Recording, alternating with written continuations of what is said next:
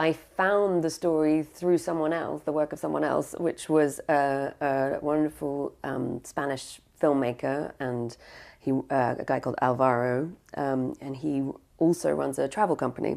And I was researching a piece, I'm a journalist as well, and I was researching a piece about people who kind of choose to escape and live on water, or, you know, sort of abandon conventional land-based living. And he, as well as running this travel company, also collects. He's an obsessive collector of castaway stories, and he kind of has this website just full of all these stories, mostly of individuals, because they tend to be either sort of self-stranded or who've accidentally been stranded. And sort of buried among them, I found this little short film that he'd made about Maurice and Maralyn. And immediately when I saw a sort of image of them, I was like, hang on, a couple, that's sort of immediately interesting. And then I found out they were English, and I was like, oh, that's more interesting. And then I found out that they'd been adrift for nearly 4 months, and I was like, how on earth do I not know this story? And relatively recently, you know, it was only the early 1970s.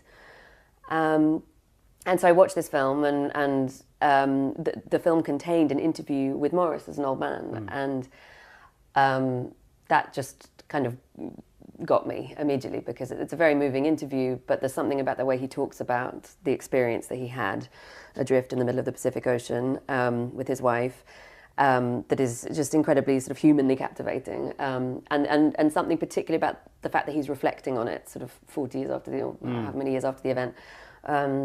And I was sort of sold from that point, but I didn't know at that point whether there was going to be enough material to actually write a book. I knew it was a story worth telling and you know, potentially worth more than just a piece or an article. I quickly got hold of 117 Days Adrift, which was their sort of, I think, very successful at the time book. And I've met a few people who've read it or have it on their shelf, and it's often people who are, you know, real obsessive sailors, or, you know, people who are really into kind of sailing literature, but it's quite niche, and not many people I know have heard of it.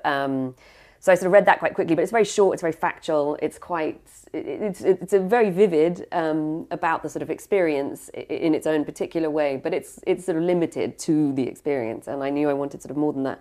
And then it was quite easy to start tracking down sort of coverage, because they were briefly very famous, and so there was lots of sort of articles I could quite easily gain access to, but I knew there must be more out there, and so I enlisted the help of a brilliant archive researcher, a guy called 𝗦cije𝗵𝗶𝗶, who dug out lots of sort of audio and video and sort of old newsreels, and had access to archives all over the world that I wouldn't have, you know, been able to get into myself. But actually the key thing was a tip-off from a very dear friend of theirs who sailed with them, a guy called Colin Foskett, who I'd sort of tracked down and started talking to and ended up spending quite a lot of time with. But he was like, oh, have you read the letters? And I'd seen a book online that I thought was by the same Maurice, but Maurice Bailey, and I hadn't got hold of it yet. And then I got hold of it, and it was a self-published book of letters that he wrote after Maralyn had died, so much, much later in life.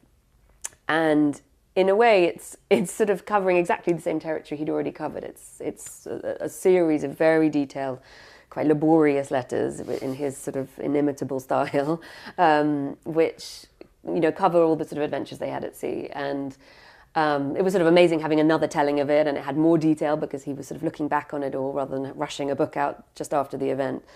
But what was really incredible about it, and I guess that was the sort of clinching moment of knowing that it was sort of worthy of a book, was that each letter seemed to begin and end with just these sort of kind of howls of pain, really, and of grief, because he's writing them about a year and a half. He starts writing them about a year and a half after Maralyn dies. And he's a man just, well, sort of ironically adrift again in grief. He really, you know, she was the sort of driving force of so many things, and of much of their relationship, and of much of him as a person in the world, because he sort of struggled as a person in the world in lots of ways, Maurice.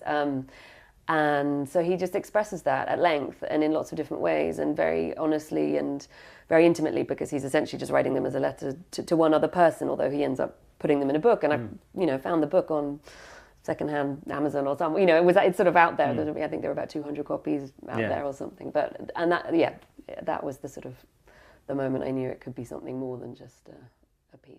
As you say.